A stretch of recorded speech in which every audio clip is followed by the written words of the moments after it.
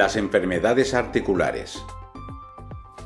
Las articulaciones son las conexiones existentes entre los elementos rígidos del esqueleto, es decir, entre los huesos y los cartílagos. Los trastornos articulares son enfermedades o lesiones que afectan a las articulaciones. Las lesiones pueden ocurrir debido al uso excesivo de una articulación o puede sufrir una lesión repentina, como un accidente o una lesión deportiva. Pérdida del líquido sinovial de la articulación a la calcificación de la articulación. Las articulaciones son elementos de unión entre los huesos o entre los cartílagos del esqueleto. Su función es verdaderamente importante, ya que permite doblar las distintas extremidades del cuerpo. De no ser así, nuestra estructura sería rígida y sin posibilidades de realizar ningún movimiento. La principal manifestación que producen es el dolor, que se puede localizar en la propia articulación o alrededor de la misma. Este puede ser pasajero o aparecer tan solo con ciertos movimientos específicos. Cuídate para ti y no amortices tu salud para rememorarla ante los demás.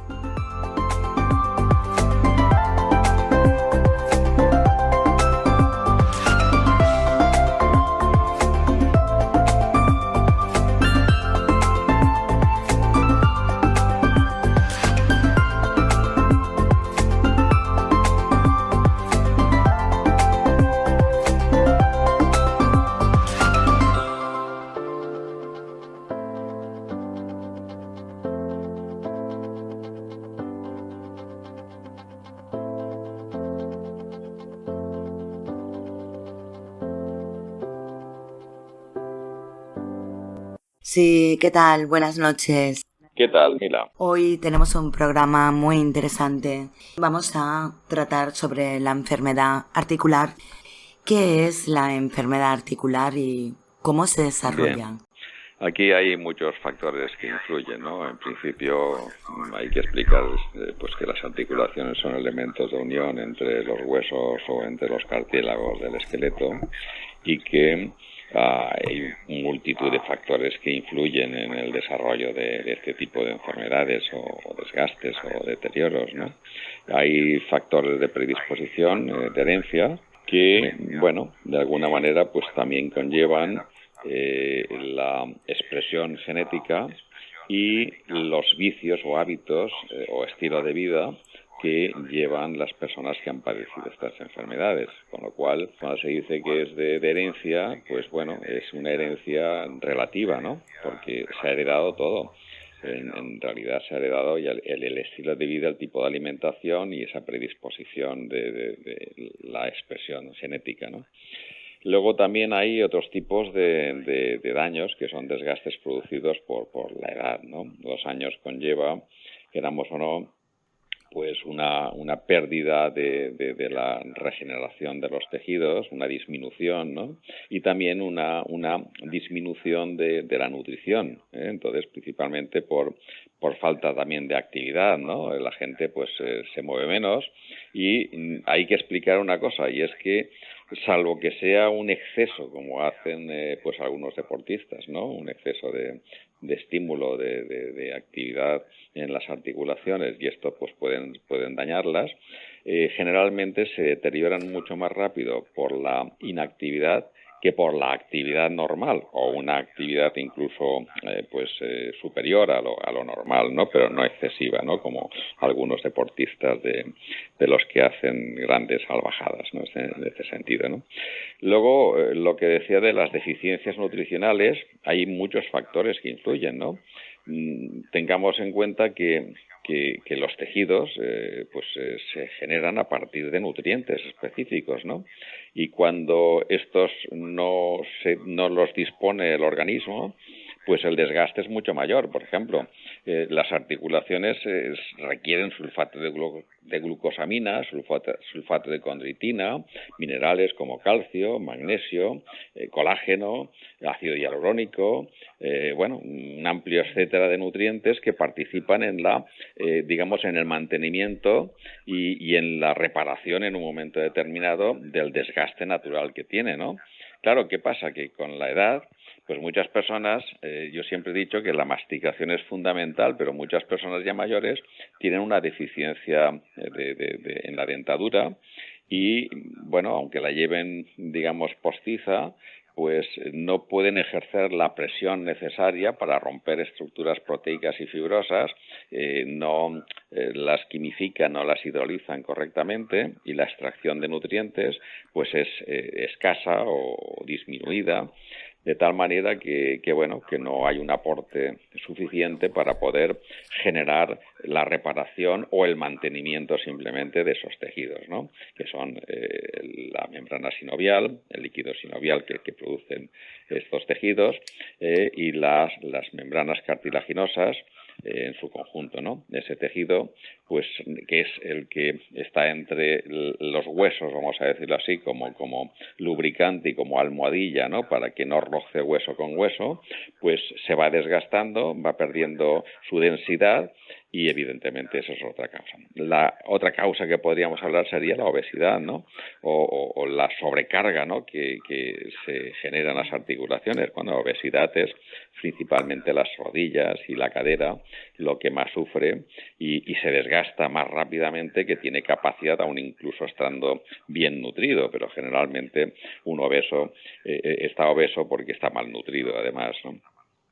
Y otras podrían ser, otras causas serían las lesiones que se producen en determinadas situaciones, ¿no? Traumáticas y demás, ¿no? Y por último podríamos hablar de un acúmulo de cristales, ¿no? De uratos o de sodio o de tóxicos, porque el cuerpo tiene en un momento determinado pues la capacidad de combustionar sustancias o expulsarlas o derivarlas, ¿no? Pues cuando hay un acúmulo de sustancias tóxicas, de cristales, de engrudos, de materias moríficas en el organismo y por los sistemas de desagüe o emuntoriales naturales no es capaz de eliminarlos, pues los deriva hacia zonas distales, ¿no? Entonces, pues acumulan en ese tipo de tejidos, ¿no? Y a veces, pues también se suman infecciones, como en los casos de tuberculosis, principalmente, donde se provocan inflamaciones de esos tejidos. La membrana sinovial pues es pues un tejido pues que con frecuencia como diría, un tejido goloso, ¿no? Para determinados microorganismos patógenos, ¿no? Y que pueden provocar inflamación, ¿no? Al infectarlos. Esas serían, en realidad, las causas de la enfermedad, cómo se desarrolla principalmente, ¿no? Entonces, ¿cómo puede ser o cómo puede una dieta saludable y un estilo de vida activo ayudar a prevenir la enfermedad articular? Bien, en principio una buena alimentación es fundamental, es la base, ¿no? Y cuando hablamos de una buena alimentación, hablamos de una alimentación pues rica en verduras, en hortalizas, en vegetales, en frutas, en frutos secos, ¿no? Y obviamente esto debe ir acompañado de un ejercicio frecuente y un estilo de vida saludable, ¿no? Es obvio que es la fórmula mágica es un alimento bien procesado saludable, un ejercicio saludable, una actividad suficiente que ponga en funcionamiento todos los sistemas, ¿no? Y que mejore la circulación sanguínea para que lleguen los nutrientes a esos tejidos, un sueño o reposo reparador, es decir, un estilo de vida saludable, en definitiva, es eso, ¿no? Y claro, también tener una predisposición de herencia buena, ¿no? En ese sentido, ¿no? Dentro de todo ello, pues claro, tenemos que hablar de que hay que evitar ciertos alimentos que tienen un factor, negativo, ¿no? Sobre estos tejidos. Pues, por ejemplo, ciertos alimentos de la familia de las solanáceas pues la solanina o el ácido araquidónico, los alimentos ricos en ácido araquidónico, como los huevos o las carnes, principalmente la roja y la de cerdo, pues son, digamos, sustancias que tienen una predilección por, digamos, acumularse en esos tipos de tejidos, ¿no? Y de alguna manera provocar inflamaciones en los mismos, ¿no? Cuando hablamos de la solanina, pues hablamos de las berenjenas, de los tomates, de los pimientos, de algunos tipos de alimentos que lo contienen, ¿no? Las patatas, es decir, que hay que tener pues cuidado en aquellas personas que tienen esa predisposición, ¿no? Deben de reducir o evitar ese tipo de alimentos, ¿no? Incluso la leche exacerba y todos sus derivados, evidentemente, provocan inflamación, ¿no? Es evidente que provocan inflamación. Y cuando hay una sobrecarga también de alimentos de omega 6, pues lo mismo, son proinflamatorios, ¿no? Y claro, hay personas que son más vulnerables, más sensibles y que evidentemente pues esto les afecta. Por lo tanto, una dieta saludable y un estilo de vida activo ayudarán, por supuesto, a prevenir la enfermedad articular, ¿no?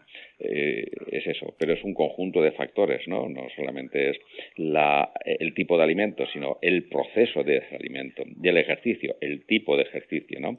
Y el estilo de vida en su conjunto, ¿no? Pues una buena higiene emocional, un buen reposo o sueño saludable y reparador, pues esto contribuirán, sin lugar a dudas, a mejorar todo esto, ¿no? Aunque nos consta que el trigémino de todo esto es la nutrición ortomolecular, ¿cuáles serían, por ejemplo, terapias naturales que pueden ayudar a tratar esta enfermedad articular? Y sobre todo, si se podría curar. Bueno, en principio sí se puede curar. Lo que ocurre, lo que es la artritis es un proceso inflamatorio. Y por lo tanto la inflamación puede desaparecer, ¿no? El problema es cuando se haya generado una artrosis, que es una degeneración de esa articulación. Entonces hay diferentes tipos de alteraciones o enfermedades del tejido osteoarticular, ¿no?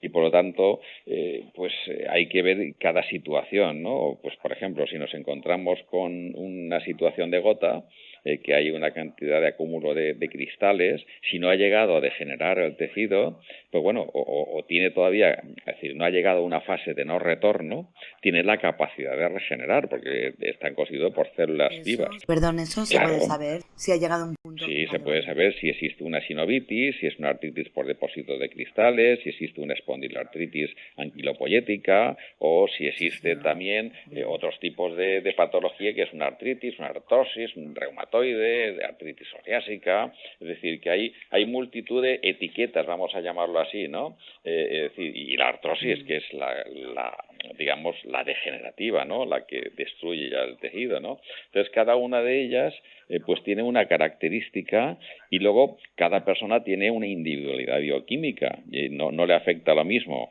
una persona tener unos niveles de ácido úrico de 7 o 8 miligramos por decilitro a tener 4 o 5, quien tiene 9, quien tiene 10 y no tiene ataque de gota, ¿no? Entonces, y no le afecta de la misma manera. Y hay quien, bueno, pues no se puede mover y el pie se le hincha, el tobillo se le hincha y es imposible mover ese tejido, ¿no? Se muere de dolores porque los cristales evidentemente provocan mucha inflamación y mucho deterioro, ¿no? Pero claro, le bajamos los niveles, los depósitos de esa hiperuricemia que tiene, ¿no? Esos depósitos de urato, de sodio, en fin, se los bajamos y evidentemente se vuelve a regenerar, ¿no? Claro, cuanto más mayor sea la persona, la respuesta reparadora será más lenta. Cuanto más joven sea, será más rápida, más reparadora, ¿no? Por lo tanto, eso dependiendo de lo que haya que tratar. Y luego, por otro lado, también habría que explicar que hay muchas etiquetas, ¿no? Y hay muchas asociaciones, ¿no? Dentro de todo este tipo de patología, ¿no? La artritis psoriásica, como ejemplo, ¿no? Es decir, resulta que se le atribuye a aquellas personas que tienen psoriasis y además tienen artritis, inflamación de las articulaciones. Y claro, ¿qué ocurre? Que como se ve desde la perspectiva, digamos, fragmentada de la medicina alopática, está bien, ¿no? Pero cuando lo vemos desde una perspectiva holística, entendemos que, bueno, la psoriasis es la eliminación por la piel de cristales que no deberían de salir por esa vía, sino por la vía renal, y que evidentemente dañan los tejidos y provocan esas lesiones, ¿no? en la piel, ¿no? Pero también se encuentran, claro, en el interior. Es decir, la piel es un sistema emuntorial, es decir, un desagüe más, y además el más grande que tenemos de todo el organismo, ¿no? Por la transpiración y el intercambio que existe entre el interior y el exterior, ¿no? Pero claro, los sistemas de desagüe normales son el intestino, los riñones, los pulmones, es decir, bueno, y nos encontramos con el intestino propiamente y la piel, ¿no? Cuando la acumulación es excesiva de esos cristales, pues se derivan hacia otros sistemas que lleven el reemplazo, que se sumen, ¿no? A la eliminación masiva de estas materias, y obviamente provoca daños en la piel, psoriasis, y entonces se dice artritis, porque también se derivan hacia las articulaciones. El cuerpo combustiona, simplifica, deriva o expulsa, ¿no? Bueno, pues en la derivación, evidentemente, nos encontramos una sobrecarga de esas materias en las articulaciones y en la piel, ¿no? Luego nos encontramos con otra reumatoide. ¿Qué es reuma? Dolor. Luego, cuando se analiza la etiqueta, artritis, bueno, ya sabemos que es itis, inflamación. Reumatoide, ¿qué es reuma? Dolor, porque no es otra cosa, es decir, pero es que la mayor parte de los casos de artritis duelen más o duelen menos, pero duelen, y por lo tanto es una etiqueta más, ¿no? O sea, con dolor, ¿no? Pero no es lo mismo ya cuando hablamos la enfermedad de Behçet, que es la espondilartritis, ¿no? Anquilopoyética, ¿no? Esto tiene ya una calcificación ya que afecta a ligamentos, que afecta pues provocando rigidez y que produce un gran dolor y una incapacidad, ¿no? Una rigidez y una incapacidad importante, ¿no? Y luego cuando hablamos de la sinovitis, pues es específica porque la membrana sinovial, y esta puede ser generalmente por tóxicos que se han derivado, o en los casos de determinadas afecciones de las venéreas, como la gonorrea, y en los casos de tuberculosis es muy frecuente que el bacilo de Koch o el gonococo, pues, y los tóxicos, digamos, utilicen como cultivo en la sinovia, y entonces pues se produce esa inflamación, ¿no?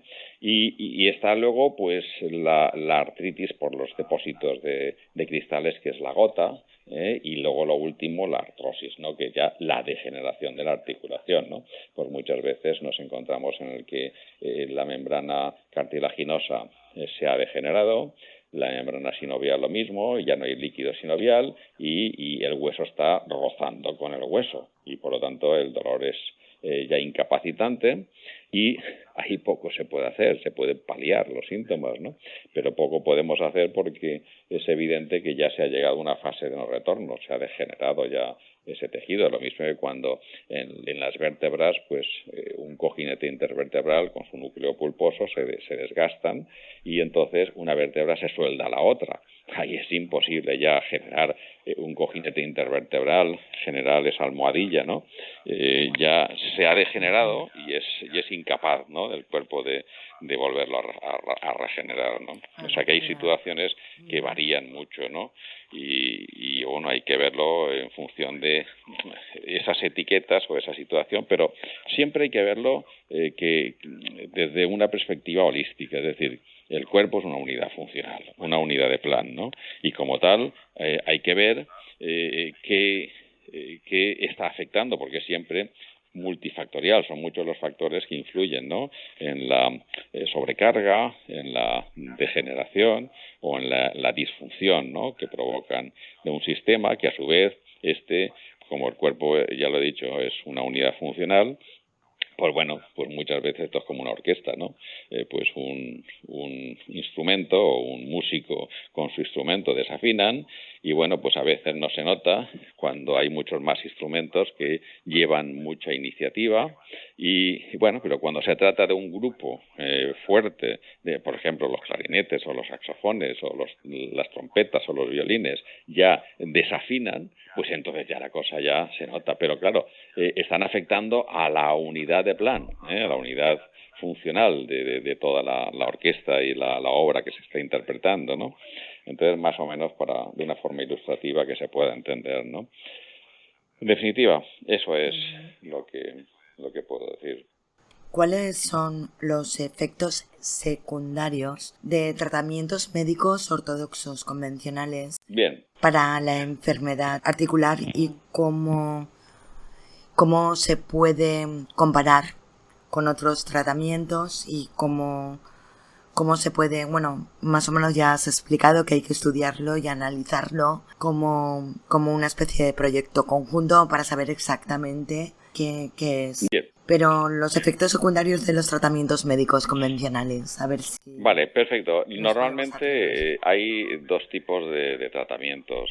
Cuando se trata de algo que es una inflamación leve, pues obviamente se utilizan antiinflamatorios, pero cuando se trata ya de algo más grave se utilizan corticoides, ¿no? Y tanto unos como otros, principalmente los corticoides, tienen unos efectos que son conocidos y que son, pues dependiendo de las dosis que se utilicen y el tiempo en el que se lleve el tratamiento, porque no curan, lo que están haciendo es paliar el síntoma, ¿no?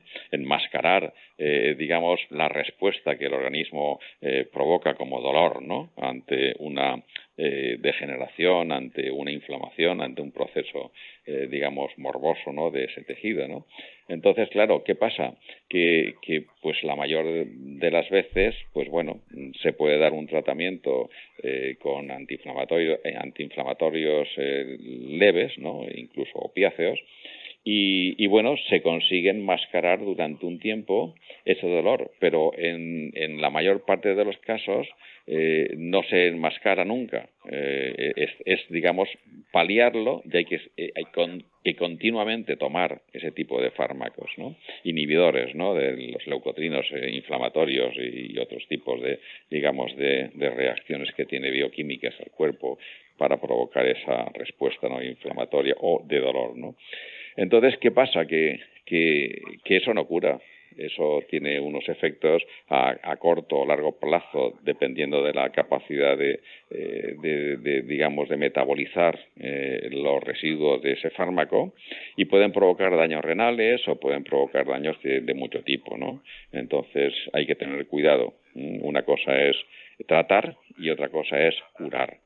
Cierto es que no todo se puede curar, porque hay fases, como yo he dicho, de no retorno, pero si se da la oportunidad y hay una condición adecuada, con una alimentación saludable y una complementación apropiada, dotando más bien de herramientas adecuadas a nuestro organismo para que tenga la capacidad de reparar esos tejidos y de generar las condiciones normales de funcionamiento, pues vuelve al estado de normofunción, ¿no?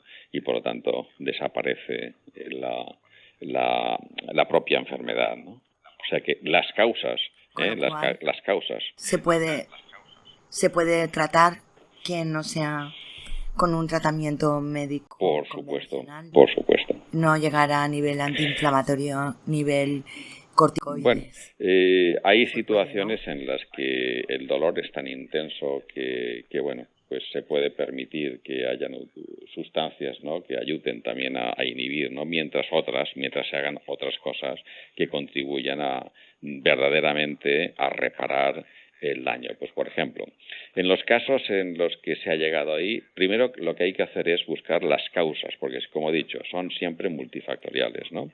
si existe una obesidad, si existe una sobrecarga de uratos, de cristales, de engrudos, de toxinas y tal, si existe algún tipo de enfermedad venérea o una tuberculosis, o existe, pues deficiencia, por ejemplo, de ingesta de agua. Eso es otra de las causas, ¿no? Porque el agua, que es un disolvente universal, pues muchas veces personas mayores no la consumen en la suficiente cantidad y no mueven a través de los medios acuosos, ¿no? Las toxinas, los cristales, los engrudos, y por tanto se van acumulando, van derivándose hacia esas regiones, ¿no? Y por tanto hay que, digamos, a cada persona hacerle una investigación de sus hábitos, qué cantidad de alimentos ingiere, qué tipo de alimentos ingiere, cómo tiene la dentadura, es decir, pues si está en sobrepeso, si hace ejercicio, si está agotado, si asimila los nutrientes o no los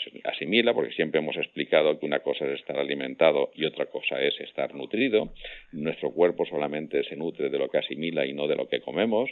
Esto hay que tenerlo siempre presente. Si dentro de su alimentación toma muchos huevos, si toma leche y sus derivados, si toma carne, si es roja, si es de cerdo y qué cantidades toma, con qué frecuencia, si toma los alimentos ricos en solanina, como son las berenjenas, los tomates, las patatas, los pimientos, y cuando ya conocemos, digamos, puede estar influyendo, cuando conoces los mecanismos de acción y las consecuencias que pueden conllevar cada una de las sustancias, porque habrá personas que comerán todos los días a veces solanáceas, pimientos, berenjenas, patatas, tomates, y huevos y carne roja y carne de cerdo, o sea, que tendrán multitud de ácido araquidónico y multitud de solanina, y claro, no les afectará a las articulaciones, puesto que esto depende de la individualidad bioquímica de cada uno, pero los hay que son mucho más vulnerables, mucho más sensibles, y que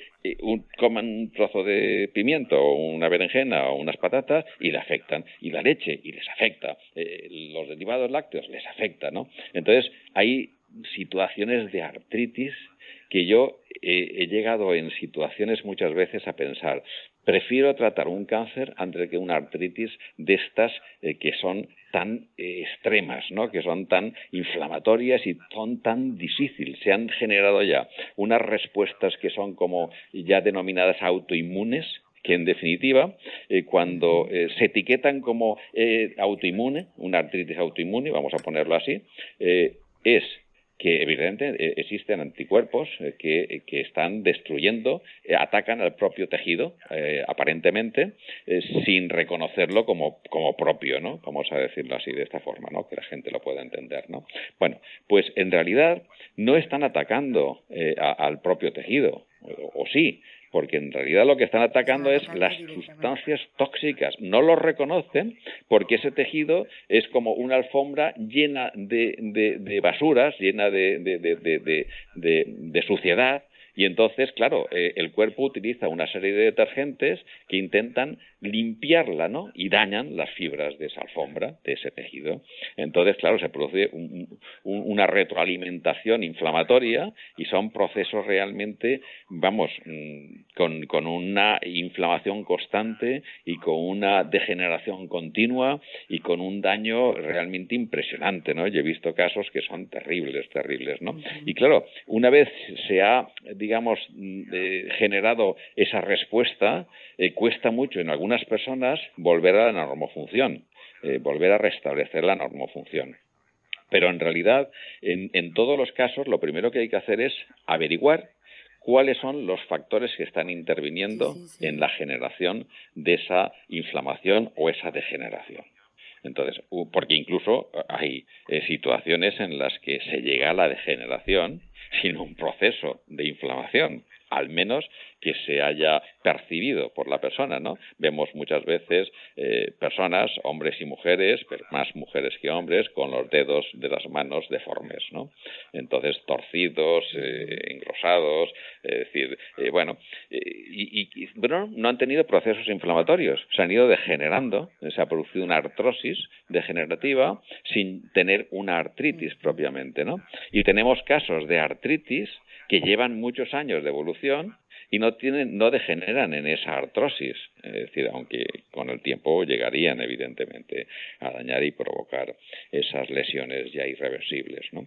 En definitiva, hay que analizarlo desde todas las perspectivas, desde una manera holística, ver todos los factores que pueden influir y corregirlos. Y dentro de todo ello, pues hay alimentos que son, digamos, saludables, vamos a decir, o aconsejados, ¿no? O sea, aconsejables, ¿no? Porque contienen principios nutritivos específicos para nutrir y mejorar la capacidad. Lo que ocurre es que ni las plantas hoy en día, ni los alimentos hoy en día tienen la suficiente capacidad curativa. ¿Por qué? Pues porque las plantas hace 150 o 200 años pues eran riquísimas, el subsuelo estaba cargado de nutrientes y las plantas pues tenían cantidad de minerales, de oligoelementos, de fitoquímicos que eran capaces, bueno, por su concentración, de restablecer una digamos, alteración. También es cierto que hace pues esa cantidad de años la gente no estaba tan sobrecargada y tan degenerada como pues actualmente, ¿no? Entonces, claro, en el siglo V, IV antes de Jesucristo, pues Hipócrates, una de sus máximas, de sus aforismos era que tu único alimento sea tu medicamento y que tu único medicamento sea tu alimento. Entonces, claro, ¿qué pasa? Que cuando en esa época una persona tenía una lesión, un desajuste funcional, pues bueno, se le daba una infusión de plantas y se le daba una corrección una dieta, ¿no?, que corrigiese sus hábitos y se restablecía la normofunción inmediatamente, ¿no? De la infusión ya pasó, porque hoy en día tú analizas la composición bioquímica de las plantas y no tienen ni un 15% del valor nutricional o de principios activos que tenía hace 100 y algo de años, ¿no? 200 o 300 o 400. Es obvio, ¿no? Y por tanto, no podemos nada más que, a lo mejor, pues paliar un poquito, es decir, pero tendemos que ir de las plantas a extractos nebulizados, a extractos concentrados, ¿no?, de los principios activos de esas plantas para conseguir algo de mecanismo de acción positivo, ¿no? Pero lo mismo ocurre con los alimentos. Los alimentos, pues bueno, la tierra está muy explotada, está muy castigada, hay deficiencias de multitud de nutrientes, de minerales, y claro, ¿qué pasa? Que la concentración que tienen, pues es muy baja. Entonces no alcanzamos a tener un mecanismo de acción suficiente para que sea un alimento-medicamento. Tendríamos que tomar dosis muy elevadas para conseguir un efecto. Pongo, por ejemplo, ¿no?, cuando hablamos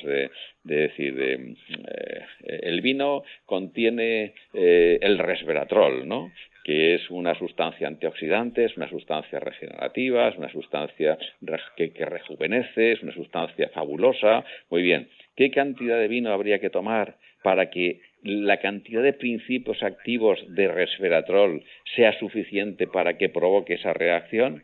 Pues 200 vasos diarios.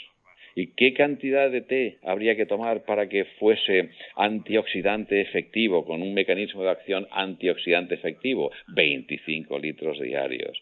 ¿Qué cantidad de brécol tendríamos que tomar para que el indol 3-carbinol, que es anticancerígeno, tuviese efecto de producir la apoptosis, es decir, la muerte de las células cancerígenas? Es decir, ¿qué cantidad de brécol? 37 kilos de brécol fresco. Imposible que una persona pueda llegar. Por lo tanto, nos encontramos que aquí es donde entra la medicina ortomolecular o la nutrición ortomolecular. Es el complemento a la dieta. Lo que le falta a esa dieta, lo que aportamos como, digamos, elementos que van a entrar en el organismo formando parte de la estrella que es la dieta y evidentemente van a complementar la deficiencia de esos nutrientes que antaño tenían esos alimentos, ¿no? Y ahí nos encontramos en el que pues hay multitud de alimentos como pues los frutos secos, y son muy ricos en calcio, son muy ricos en otros tipos de minerales y en grasas saludables y en proteínas. tenemos algunas plantas forrajeras como por ejemplo la alfalfa, es decir, pues las hojitas de la alfalfa puestas en las ensaladas, ¿no? Pues contienen oligoelementos que son extraordinarios para el aparato locomotor. Las legumbres, los garbanzos, los guisantes, las lentejas y también por supuesto algunos de los cereales integrales, exceptuando el trigo común, si el trigo sarraceno, si el trigo el camut, algunos otros, ¿no? Que se pueden, aceptar porque el trigo común tiene muchos mutagénicos y no es el más aconsejado, pues contienen azufre y contienen calcio, que son indispensables también para los huesos y los cartílagos. Y la fruta en general también son alimentos que lixivian de alguna manera, son antiinflamatorios en su conjunto y por supuesto alivian el dolor, ¿no? Y no sé, sustancias, podríamos hablar de tantas, ¿no? El germen de trigo, todos aquellos que contengan omega 3, que son altamente, el omega 3 es fundamental porque actúa como antiinflamatorio, mientras que el omega 6 es proinflamatorio. Entonces, todo esto es importante tenerlo en cuenta, ¿no? Definitiva. Quería hacer énfasis un poquito más adelante, un poquito, no mucho, porque sé que no dispones de demasiado tiempo. ¿Qué ejercicios y estiramientos se recomiendan para aliviar esos síntomas de los que estamos hablando desde el principio, para aliviar los síntomas de la enfermedad articular? Eso va a variar también mucho en la circunstancia de la persona, porque si nos encontramos ante una inflamación y un dolor, el mismo cuerpo con el dolor nos está avisando de que no movamos esa articulación. ¿Me entiendes, no? Con lo cual, cuando algo duela, no lo muevas. Lo que tienes que hacer es, para evitar que duela, moverlo antes. Por lo tanto, en la prevención es donde podemos curarlo todo. Pero hay situaciones que evidentemente no conviene en absoluto dañar, más, porque es lo que se conseguiría, ¿no? Si duele, hay que parar. Mira, cuando muchas personas tienen este tipo de entumecimiento, cuando se levantan por las mañanas, mucha gente dice, es que me duele todo el cuerpo y no puedo con mi alma cuando me levanto. Y luego, con el tiempo, al rato se me va pasando. Y es evidente, porque va generando endorfinas. Y las endorfinas enmascaran, es como, una sustancia que provoca un enmascaramiento de ese dolor, de esa rigidez, de ese entumecimiento, ¿no? Entonces, claro, luego esa rigidez que tienen las manos, ese entumecimiento de los dedos, ¿no? Va desapareciendo y de los brazos, las articulaciones, ¿no? De los hombros y demás, ¿no? Pero es porque generamos endorfinas cuando nos movemos, ¿no? Luego, claro, cuando se acuestan, se liberan menos endorfinas o ya no se liberan y claro, pues es como cuando nos ponemos una camisa nueva, ¿no? Y nos aprieta el cuello, pues al principio pues giramos el cuello para un lado para otro, es como una molestia y tal, pero al cabo de un rato nos ha desaparecido el dolor. ¿Por qué? Porque hemos generado endorfinas.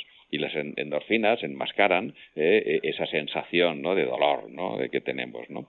Y por lo tanto, eso hay que verlo con mucho cuidado, ¿no? Es decir, si duele, no hay que mover, no hay que hacer estiramientos, no hay que ver porque podríamos causar daños. Ahora, si no duele, si la cosa está, es incipiente y es una cosa que no la estamos enmascarando tampoco con antiinflamatorios o con corticoides, en este caso sí hay que hacerlo en función de lo que soporte cada persona. Cuando llegue el dolor, o sea, por ejemplo, a algunos le irá bien caminar si se trata de las rodillas o se trata de la cadera, otros pues podría hacer, baile de salón, otro podría hacer natación. Es decir, que podríamos decir que los de natación, al estar en suspensión hídrica, vamos a llamarlo así, digamos que la gravedad es menor y por lo tanto el esfuerzo que se ejerce sobre ese tendón, ese ligamento, ese músculo es menor y por lo tanto no sufre tanto la articulación. Y entonces ese sería el más aconsejable, ¿no? Baños también de agua calentita o intercambios con agua fría, dependiendo. Es que esto es muy relativo porque hay quien le iría bien una cosa y hay quien le iría mal esa cosa, ¿no? Para otro, dependiendo la respuesta que tengamos y la circunstancia de cada uno, ¿no? ¿Qué alimentos deben evitarse? Sí, por supuesto, lo que hay que eliminar es la carne roja y la carne de cerdo, principalmente por ese ácido araquidónico que contienen y, bueno, por las toxinas y todos los compuestos, ¿no?, que se generan, ¿no? Las nitrosaminas, cuando la carne, bueno, es que la carne en general es altamente tóxica, es un alimento hipertóxico. Así como yo podría decir que existen tres calificaciones de alimentos o 3 grados de alimentos. Los alimentos atóxicos o digamos saludables, en este sentido que cada vez hay menos, los hipotóxicos y los hipertóxicos, ¿no? Los atóxicos serían, dependiendo de muchos factores, porque claro, no serían los que contienen fitosanitarios, ¿no? Pesticidas, herbicidas, plaguicidas y fertilizantes químicos, etcétera, ¿no? Entonces, pero si fueran ecológicos, pues tendrían al menos más probabilidad de ser más saludables, ¿no? Entonces, esos serían, los atóxicos, ¿no? Vamos a llamarlos así. Los hipotóxicos serían, los cereales principalmente, y luego los hipertóxicos, por no entrar en todas las clasificaciones que hay, pues serían las carnes, los pescados, porque se putrefactan con mayor facilidad que las verduras, las hortalizas, los vegetales, la fruta, los frutos secos. Sí, los pescados también, claro, si son frescos y de salvajes, pues las posibilidades, y claro, también la combinación, ¿no? Si mezclamos proteínas entre sí o carbohidratos con proteínas, pues estamos provocando una aceleración de las fermentaciones pútridas y de la liberación de sustancias tóxicas, ¿no? De alguna manera, ¿no? Pero ya de por sí la carne, yo principalmente ya digo, la carne roja y la carne de cerdo. Es lo primero que hay que eliminar, ¿no? Porque hablaríamos de barbaridades de bacterias, ¿no? Negativas. Por ejemplo, las verduras, las hortalizas, los vegetales, las frutas, los frutos secos, las frutas en general tienen 0 bacterias de las malas, ¿no? Mientras que la carne de pollo, por ejemplo, esto es una de las cifras que se realizaron hace ya unos cuantos años, quizá unos 20 años en Estados Unidos, no tengo datos actualizados, son de los que dispongo. Las carnes de ave, de un estado a otro, de un extremo a otro de Estados Unidos, la media eran de 34.000 bacterias por cada 28 gramos, que es una onza, ¿no? Es una onza. Sí, 28, 34.000 bacterias. Luego, las carnes rojas tenían una media de 105.000 bacterias por cada 28 gramos, es decir, una onza también, ¿no? Y las carnes de cerdo, las partes más nobles eran de 10 millones de bacterias. O sea, es decir, que estamos hablando, imagínate una morcilla, o imagínate un chorizo, o imagínate otros tipos de residuos no saludables, ¿no? Como sería en este caso. Y bueno, y las carnes ya curadas, como sería el jamón, sobre todo el de bellota, tendría muchísimo menos, el que menos de todos ellos, ¿no? La curada, pero principalmente, ya te digo, de bellota, ese es el que menos tiene de todos, ¿no? Sí, la curación ha sido también sin utilizar, aceleradores de la desecación y demás, ¿no? Cuando nos ponemos a comer, es mejor comer primero proteínas, hidratos de carbono. Lo primero que se debería comer, porque ten en cuenta que en el estómago los alimentos se colocan por capas, ¿no? Y luego hay un vaciado gástrico, también hay que tenerlo en cuenta, ¿no? Lo primero que se debe de comer siempre es una ensalada de crudos, los alimentos crudos. ¿Por qué? Pues porque, que también se puede tomar fruta, pero cuidado, porque la fruta, ten en cuenta que en el estómago, en el momento en que nosotros metemos un alimento en la boca, el píloro se cierra. Y entonces se queda como si fuese una olla, ¿no? Y los alimentos se van colocando por capas, ¿no? Primero la ensalada o lo que comamos, después el plato de arroz, después el plato de carne o de pescado, después, bueno... El final del todo es la proteína. No, lo primero es lo crudo, la ensalada. La ensalada. Los vegetales y las verduras son compatibles con los carbohidratos y con las proteínas. Serían un comodín, ¿no? Pero hay que tomarlo en primer orden por una razón. Porque después en el vaciado gástrico son los que van a salir primero. Y entonces, ¿qué ocurre? Claro, ¿Qué ocurre? Son alimentos de fácil digestión, nada de grasos o muy poco grasos, y evidentemente el hígado produce el jugo, o sea, lo que es los jugos hepáticos, los elementos estos son, digamos, es una bilis, ¿no? Es la bilis que es la bilis A. Es una bilis muy hidrolizada y el colédoco está lleno. El colédoco es un conducto que va desde el hígado, pasando por la ampolla de Vater, que es donde se une el conducto pancreático, y de ahí sale ya hacia el esfínter de Oddi, donde en la primera porción del duodeno desemboca y vacía esa bilis, ¿no? Bueno, es una bilis muy hidrolizada, es muy fluida, ¿no? Y por lo tanto, las verduras y los vegetales no requieren ser emulsionados de una forma intensa, de una forma muy amplia, ¿no? Con una bilis concentrada, ¿no? Que tenga capacidad emulsionante, digamos, importante, ¿no? Y por lo tanto, por eso en ese orden hay que tomar los alimentos crudos, verduras y vegetales. Luego, claro, una vez hemos vaciado el colédoco, tenemos la bilis B, que es la que está concentrada en la vesícula.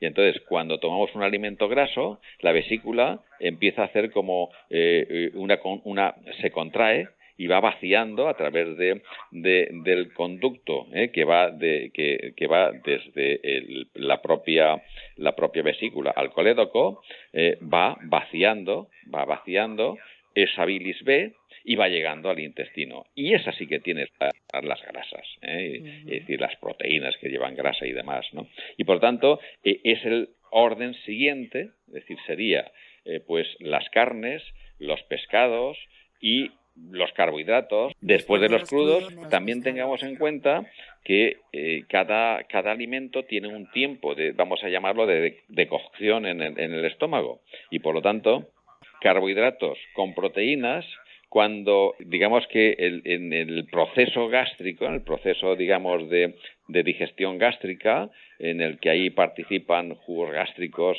pues papaverina, todo lo que es la bromelaína, la papaína, la tripsina, la quimotripsina, el ácido clorhídrico, etcétera, pues todo, y las digamos, diastasas salivares, las enzimas, las coenzimas, todos ellos es un proceso, ¿no? Es un proceso en el que tiene temperatura, tiene una serie de reacciones, entonces se procesa ese alimento. Pero ¿qué ocurre? Que cuando los tiempos de cocción, vamos a llamarlo así, son diferentes, pues cuando uno ya está, el otro todavía no está. Y entonces, claro, tiene que pasar el proceso y entonces, claro, desnaturaliza el otro que ya estaba, ¿no? Vamos a llamarlo así, ¿no? De esta forma, ¿no? Para que lo puedan entender. Entonces, ¿qué pasa? Que nos encontramos en el que muchos alimentos son incompatibles por esta razón. Entonces, siempre hay una forma de conducirlo muy simple, ¿no? Las verduras y los vegetales son comodín para las proteínas y los carbohidratos. Es decir, ¿quieres proteínas? Muy bien, tómalos con verduras y con vegetales. ¿Quieres carbohidratos? Muy bien, tómalos con verduras y con vegetales. Es decir, ya está. Es decir, tan simple. No mezcles carbohidratos entre sí. Es decir, proteína, elige un tipo de proteína, carne, pescado o huevos, separados siempre de los carbohidratos. Es decir, comodín, siempre verduras y vegetales. ¿De acuerdo?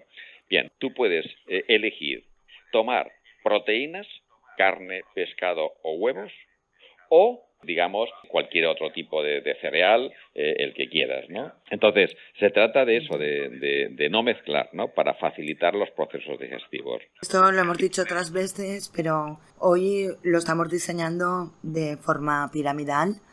Está claro que no hay que mezclar proteínas con hidratos y hay que elegir una cosa. Efectivamente. Pero siempre, primero, los alimentos crudos. La fruta sería, en todo caso, las que son neutras. Es decir, por ejemplo, la manzana. La manzana golden es neutra. Las demás no. Hay harinosas, hay ácidas, entonces hay que tener mucho cuidado con esto. La manzana golden se puede combinar con cualquiera. Tú puedes tomar una ensalada de vegetales con ensalada golden, con su piel. Y para eso tiene que ser ecológica, porque si no tendría muchos fitosanitarios o tratamientos no químicos. Entonces, el resto de frutas, pongo el ejemplo del melón y la sandía, ¿no? que son frutas que mucha gente en verano pues las consume como postre, ¿no? Y bueno, pues hay refranes, ¿no? Que bueno, que se atreven a explicar algunas cositas en los refranes, por ejemplo, con el melón. El melón por la mañana es oro, al mediodía plata y por la noche mata. Mira, el melón y la sandía, toda la familia de las cucurbitáceas, calabaza, calabacín, pepino, melón y sandía, tienen unas características muy especiales, ¿no? Y hay que conocerlas para poderlos combinar adecuadamente sin que por ello sienten mal, ¿no? Claro, por eso estamos haciendo este tipo de programas. O sea, queda claro que la fruta se tiene que comer. Sí, efectivamente, para desayunar, No como decía, y algunos tipos de peras que también, ¿no?, son neutras y tal, pero como por aquí llegan pocas de esa naturaleza. Por lo tanto, hay que considerar simplemente la manzana golden, la única que es neutra y se puede combinar con cualquier cosa, exceptuando el melón y la sandía, que no se pueden mezclar absolutamente con nada. ¿Por qué? Porque no cierran píloro. Entonces, el píloro es la válvula que une o separa, es decir, el estómago con el intestino del duodeno, que es la primera porción del intestino delgado. Entonces, claro, ¿qué pasa? Que si nosotros nos metemos una miga de pan en la boca, inmediatamente el píloro se cierra. Y entonces ya tenemos como el recipiente, la olla que yo hablé antes, que va a recibir los alimentos, ¿no?, por el orden que nosotros los vayamos metiendo, ¿no?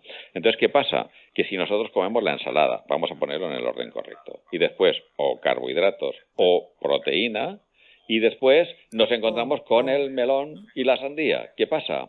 Que el píloro está cerrado y estos a tener que pasar todo el proceso digestivo de lo que hemos comido antes. Y entonces se descomponen, se desnaturalizan y originan pues cambios, digamos, en el proceso de metabolización digestivo, ¿no?, generando reactivos que son nocivos y que provocan malestar y que provocan indigestión. Esto es muy importante, con lo cual seguramente lo repetiremos en otros programas. Porque el cuerpo es muy organizado, es muy químico, tiene una especie de circuitos que no podemos saltarnos con este tipo de atajos, mezclándolo todo porque sin querer se están haciendo bombas. Y claro, muchas personas dirán, pues yo como melón y como sandía y a mí no me pasa nada, y tal, a mí no me pasa nada, porque hay personas que han heredado una constitucionalidad muy fuerte y son capaces de fumar todos los días, de comer carne todos los días, de hacer mezclas de carne, pescados, huevos y carbohidratos y demás, y de no masticar, y bueno, pues les sienta todo bien y beben cantidad de alcohol y toman agua fría y aparentemente pues no toman alimentos ricos en nutrientes y engullen y etcétera, no hacen ejercicio, duermen poco, consumen drogas y viven 100 años. Sí, pero esos son pocos los que van quedando. Me cuesta mucho creer que en esa situación alguien pueda... Hay gente que todavía tiene esa capacidad, unos genes capaces, una constitucionalidad fuerte. Ya sabemos que puede existir, pero es más importante la nutrición que el hecho de andar, por ejemplo, cada día. Empezamos mal con el equilibrio, o sea, como muchas veces estamos comentando, la clave y el trigémino de todo es la nutrición. Sí, en principio es la alimentación, pero la alimentación es la que lleva esa parte de nutrientes, ¿no? Pero siempre lo he explicado y lo volveré a recordar, ¿no? Hay muchísima gente que piensa que está sobrealimentada y bien alimentada. Y para ellos es cierto, ¿no?, porque comen cantidad, ¿no? Pero ¿qué ocurre? Que el problema es que de la boca hasta el ano es un tubo que pasa por dentro de nosotros, pero que todavía no es el interior, puesto que el interior es lo que consigue atravesar a través del sistema portal y conducirse a la vía hepática y de ahí a la circulatoria, a la sangre, ¿no? Y eso ya es dentro, ¿no? Pero claro, hay una serie de aduanas en el tubo digestivo que van a permitir o no que pasen los nutrientes que portan esos alimentos.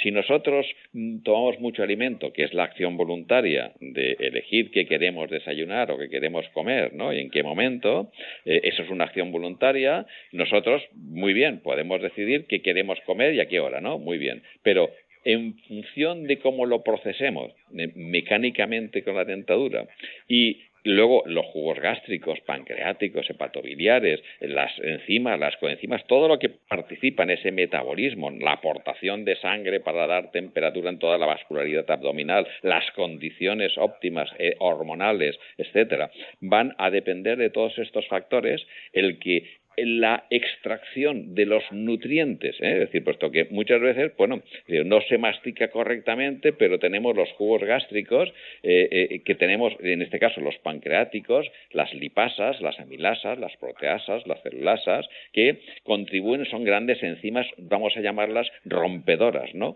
que continúan desmontando el alimento para de extraer de los mismos los nutrientes que portan, ¿no? Entonces, claro, muchas veces el exceso de actividad de ese tipo de órganos los agota. Y aun estando saludables, no están produciendo la concentración adecuada de esas sustancias, las lipasas para las grasas, las proteasas para las proteínas, las amilasas por los carbohidratos y las celulasas para las fibras, ¿no? Entonces, claro, no producen suficiente cantidad. Entonces, esa deficiencia enzimática conlleva también a una deficiencia en la extracción y, por lo tanto, la absorción de nutrientes, ¿no? Que eso es un factor importantísimo a tenerlo en cuenta. Es decir, nunca hay que comer estando cansado, estando agotado, estando excitado, estando enfadado, estando perturbado de alguna forma, estresado. Estando cansado. Nunca. Hay que descansar aunque sean 10 minutitos. Como siempre lo he dicho, el carnero, ¿no? Hay que estar peleándose arriba en las montañas y bajar a los pastos en el valle, y cuando se llega allí se tumba el animal y se relaja 10 minutitos respirando lenta y profundamente, relaja la musculatura abdominal, visualiza el alimento, genera esas diástasis salivares, empieza a generar jugos gástricos y bueno, pues a partir de ella nos disponemos a comer masticando correctamente, insalivando minuciosamente. Mucha gente pues vive estresada y come porque hay que comer, y come de pie y come deprisa, engulle, y bueno, un día, otro día, así es. ¿Cuáles son los suplementos idóneos más efectivos para esta enfermedad? Pues mira, Mila, hay multitud de ellos y yo voy a enumerar los más importantes. Pero ten en cuenta que esto va a variar en función de, digamos, la situación que presente cada uno. No todos son necesarios, ¿no? Pero son importantes y todos pueden influir, obviamente, en ese tipo de patología, ¿no? Por un lado estaría el selenio, que actúa como un antioxidante que mejora los signos y síntomas de esta enfermedad, ¿no? Por otro lado, también está la vitamina E, que junto con el superóxido de dismutasa y el glutatión peroxidasa ejercen una función, digamos, antiinflamatoria. Luego están minerales como el zinc, el cobre, el manganeso, que también actúan de una forma sinérgica, incrementando la acción de los efectos antioxidantes, ¿no? Siempre hay que evitar los radicales libres, que sean sustancias antirradicalares, ¿no? También está la vitamina C, que esta actúa también como otro potente antioxidante y produce también a su vez una inhibición de la producción de, digamos, de sustancias, digamos, proinflamatorias, ¿no? Luego es un antiinflamatorio, ¿no? Los leucotrinos, sobre todo antiinflamatorios, proinflamatorios. La betaína hidroclorídica, que mejora los procesos digestivos de las proteínas, que podría ser también como una ayuda para pacientes con sensibilidad a algunos de los alimentos, ¿no? Cuando esto les afecta, como por ejemplo he dicho antes, la carne, los huevos, etcétera, ¿no? Que son personas que son muy sensibles y que les provoca inmediatamente una respuesta importante, ¿no? Es porque tienen a su vez deficiencias en la betaína hidroclorídica, es una sustancia importantísima en los procesos de digestión, ¿no? Y muchas veces pues no se pueden, digamos, digerir correctamente muchos alimentos. También debo de decir otra cosa, y antes de que se me olvide, que en muchos de los casos de las artritis hay multitud de casos que yo he podido, ver en la consulta, pero muchísimos, que todos tienen hiperpermeabilidad intestinal. Es decir, tienen más agujeros, vamos a llamarlo así, en el intestino que los habituales, y por ahí pasan multitud de alimentos incompletamente procesados, como proteínas y otros tipos de alimentos, que no están completamente procesados y provocan esas reacciones proinflamatorias, etcétera, ¿no? Entonces, nos encontramos en el que hay una disbiosis, hay una disbacteriosis o hay una candidiasis o una candidemia que han provocado esa hipersensibilidad, ¿no? Esa situación, ¿no? De más agujeros, ¿no? Hiperpermeabilidad intestinal que le he denominado, ¿no? Luego nos encontramos que existen multitud de agentes antiinflamatorios, ¿no? En la naturaleza, ¿no? Las enzimas proteolíticas, ¿no? Las enzimas proteolíticas, si se toman con la comida, tienen un mecanismo de acción, y si se toman media hora antes o fuera de las mismas, tienen otros, son antiinflamatorias, ¿no? Y todo tipo de bioflavonoides, ¿no? Que inhiben la liberación de histamina de muchos de los alimentos y por lo tanto son compuestos antiinflamatorios, ¿no? Y que sin lugar a dudas mejoran todas las reacciones enzimáticas y mejoran todos los procesos de absorción de nutrientes, ¿no? Son como fármacos potentes, ¿no? Los bioflavonoides, ¿no? Y luego hay una sustancia que en este caso no tendría un mecanismo curativo, sino inhibitorio, ¿no? Del dolor, que sería la DLPA-fenilalanina. Es un aminoácido, ¿no? DLPA es 50% natural y 50%, digamos, químico, ¿no? Por eso levodestrogiro. Es decir, que sería eso, una sustancia natural que aliviaría el dolor, ¿no? Pero que no es justamente una sustancia curativa, ¿no? Hay otros tipos de aminoácidos que también pueden aliviar el dolor, como el triptófano o alguna vitamina, como la vitamina B3, la niacinamida, que también es bastante efectiva en los casos de las, artritis de rodillas principalmente. El PABA, que es el ácido paraaminobenzoico, que es una de las vitaminas también de la familia del grupo B, que ha demostrado que es útil para aliviar los problemas en los tejidos conectivos, incluyendo los casos de artritis, ¿no? Y luego, como nutrientes específicos, están los sulfatos de glucosamina y el sulfato de condroitina. También está el ácido hialurónico, está el colágeno. Sus péptidos tienen la capacidad de regenerar ese tipo de tejidos, tanto ligamentos, todo el tejido de las artrodias y todo el tejido osteoarticular, ¿no? Ligamentos, tendones, músculos, membrana sinovial, membrana cartilaginosa, en fin, todo ello, ¿no? Y también nos encontramos con otras de las vitaminas del grupo B, como serían la vitamina B12, que es la cianocobalamina, o el ácido fólico, que es la vitamina B9, que son también coadyuvantes en todos los procesos antiinflamatorios naturales, ¿no? Estas son fundamentales, ¿no? Hay otros como el cartílago de tiburón, que contiene, en definitiva es porque tiene una fuente importante de sulfato de condroitina y de gluconeoglicanos, ¿no? Que tienen esa función antiinflamatoria, ¿no? En definitiva, esto sería lo más básico, ¿no? Y dentro de ello sería el ácido graso omega 3 en la fracción de DHA, no el EPA, porque está el EPA y el DHA, pues bueno, sería el DHA, omega 3 en el DHA. Si tenemos EPA, inhibimos el DHA que tenemos. Si tenemos DHA, fabricamos EPA y no nos altera el DHA, tenemos más DHA. El DHA es antiinflamatorio, ¿no? Y tiene además muchísimos mecanismos de acción, ¿no? Pues eso en definitiva sería la complementación más importante para los tratamientos de todo lo que sería este tipo de tejidos alterados, ¿no? Ya para terminar, si quieres alimentos más efectivos para esto y que tranquilos que vamos a poner una tabla citando los complementos y los alimentos más importantes son, las verduras, las hortalizas, los vegetales, los frutos secos. Y digo los frutos secos, no las frutas desecadas, es decir, que hay una diferencia. Frutos secos, ¿no? Almendras, avellanas, nueces, piñones, anacardos, nueces pecuanas, es decir, nueces de macadamia, en fin, todo ese tipo y tal, ¿no?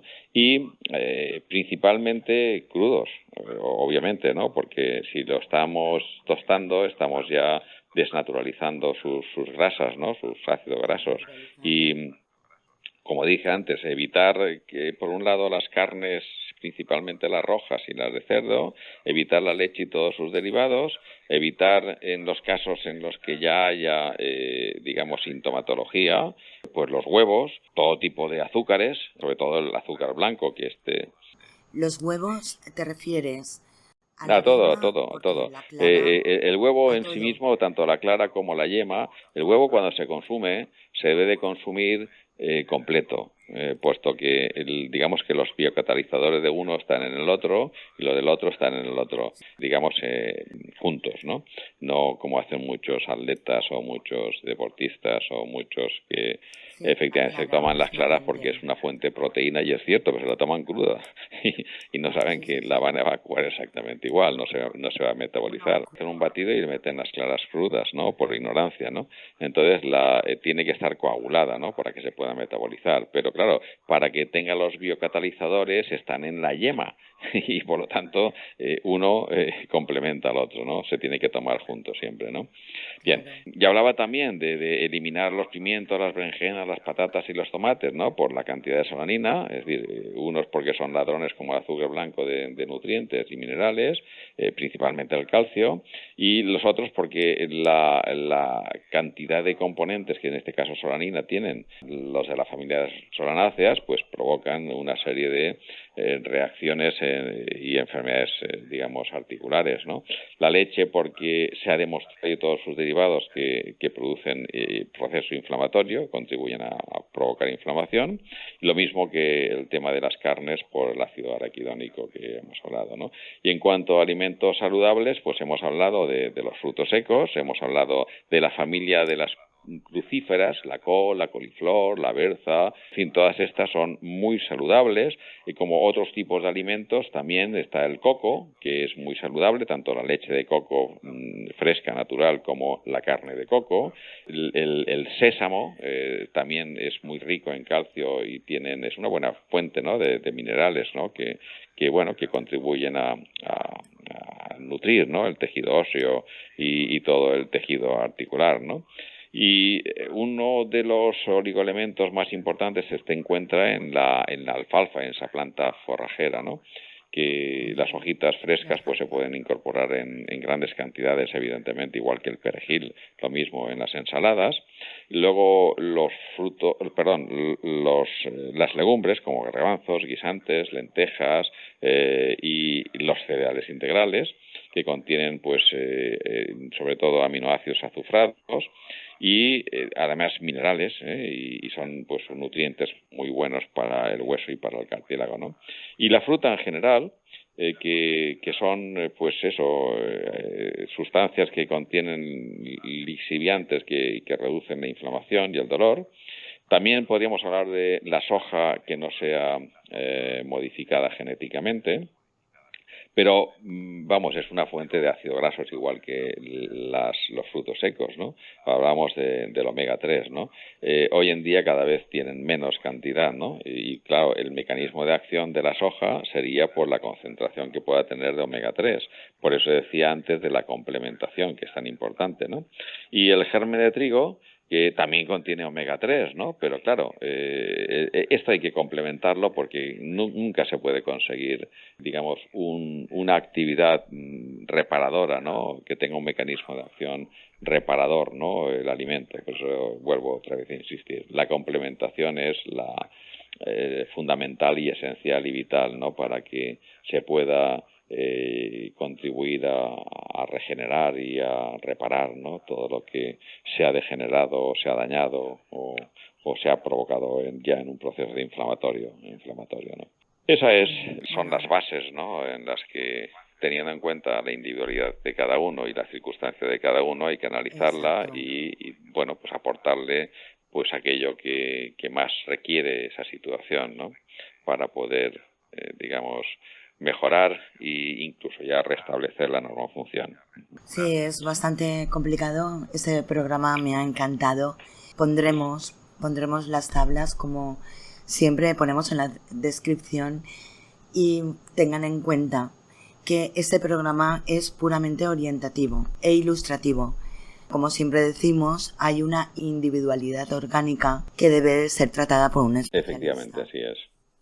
Estamos transmitiendo una divulgación, ¿no? Y una información para que cada Sí, sí, uno pueda totalmente. entender. Aparte que es bastante Efectivamente, sí. complejo, ¿eh? Es bastante complejo y la mejor forma de amortizar la vida es a través de este tipo de programas que estamos dando de divulgación para que las personas tengan conocimiento, que no solamente es comer por placer y degustar. No, pero se puede comer disfrutando. Y es más, Claro. se ha demostrado que el comer alimentos que resulten agradables mejoran evidentemente todos los procesos, ¿no? Pero, claro, hay ciertas situaciones en las que hay que comer aquello que se requiere, que se necesita para, Pero sin efectivamente, información. sí. Y entonces es imprescindible tener información. Es muy largo, es muy tendido todo este tipo de programas.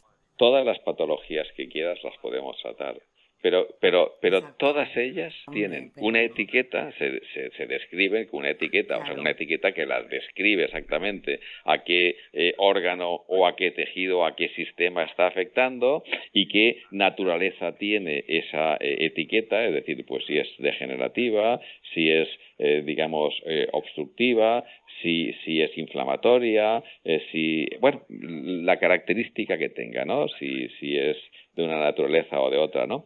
Pero ese es el lenguaje médico que especifica claramente, pues con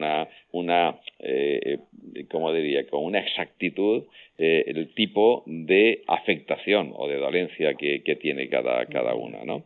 Pero fíjate, en el abordaje natural de la naturopatía y de la nutrición ortomolecular, que se complementan, una es la dieta en la que, se produce un higienismo, una detoxificación, una descongestión, una alcalinización, una depuración, vamos a llamar, de todo el organismo, una puesta en condiciones de ese organismo, pues aportándole el agua necesaria, la desintoxicación a través de esa agua y de los alimentos atóxicos o hipotóxicos, las condiciones adecuadas del proceso de ese alimento para aportación de nutrientes que en la mayor caso de los casos, o sea, en la mayoría de las situaciones hay deficiencias y el aconsejar y, por supuesto, llevar a la práctica el ejercicio adecuado, el higienismo en tanto mental como físico en todos los aspectos, es decir, ese conjunto de factores que van a hacer que nuestro organismo mejore las condiciones y la complementación de los nutrientes que, tienen carencia los alimentos por las razones que hemos explicado antes. En definitiva, al final, lo que cura es la Vix Medicatrix Regeneratis, es decir, la fuerza de la naturaleza. Nosotros lo único que hacemos es conducir a esa persona mediante la aportación de alimentos saludables y de complementos específicos, damos unas cosas, ponemos otras, creamos las condiciones y es la Vix Medicatrix Regeneratis, es decir, la fuerza de la naturaleza la que restablece la normofunción, es decir, la que cura. Cuando dice, ¿usted me ha curado? Digo, no señor o no señora. Le ha curado, la naturaleza suya con el aporte y la contribución del conocimiento que yo le he transmitido y el acompañamiento que yo le he hecho, ¿no? Información. Como decía Buda, el mal viene de la ignorancia. Pues eso es lo que estamos haciendo. Hay patologías que por sí mismas son un poquito más complicadas, cierto. pero siempre incurrimos en los mismos Los abordajes son son más o menos igual, pero lo hemos higienismo, organizado herramientas para que el organismo pueda claro. reaccionar ante determinadas situaciones que se le han generado, ¿no? Ahí. Luego está esa individualidad de cada uno, que hay que tratar, pues eso, Sí. Siempre no olvides que lo que hablábamos antes de esas personas que tienen la suerte, por llamarlo de alguna manera. Mira, hay 7 categorías. 7 categorías son tramas diferentes que, digamos, son grado 1, 2 y 3, son aquellos que prácticamente no vienen a la consulta, principalmente el grado 1 y el grado 2, o la trama 1, trama 2, ¿no? Eso se ve en los ojos, ¿no? Digamos, constitucionalidad fuerte, ¿no? 1, 2 y 3 son constitucionalidad fuerte. A partir del 4 ya va disminuyendo, ¿no? Y luego a partir del 5, el 6 y el 7 son constitucionalidad débil. Los de constitucionalidad débil son aquellos que, bueno, no han fumado nunca en la vida, pero el hecho de pasar por un lugar donde alguien fuma, pues le provoca un cáncer de fumador. Y el que tiene la 1, pues puede fumar todos los días y bueno, siempre le afectará, pero le afectará tan poco porque tiene ese organismo la capacidad de poder combustionar, simplificar, derivar y expulsar todas esas materias y bueno, pues no le dañan lo suficiente como para poder acortar demasiado su vida, ¿no? Porque son longevos ya de naturaleza y son de constitucionalidad fuerte. Bueno, pero también está muy bien esa información para ellos, aunque tengan una individualidad orgánica que es fantástica, estupenda. Hasta ellos mismos esta información que estamos... Les podría mejorar todavía mucho, ¿cierto? Totalmente. Bueno, pues hasta aquí hemos llegado. Esperamos, vamos a intentar que no sean tan largos los periodos de tiempo entre un programa y otro. Intentaremos que sean en una media del mes y medio. Y nada, pues hasta aquí. Me ha encantado el programa. Perfecto, Mila. Ha sido un placer, como siempre. Este programa tiene un carácter puramente orientativo o ilustrativo, pero nunca considerarse ni utilizarse como tratamiento frente a las alteraciones que aquí hemos expuesto, por lo que corresponde al especialista de la salud hacer el diagnóstico y emplear las herramientas que considere adecuadas para cada individuo.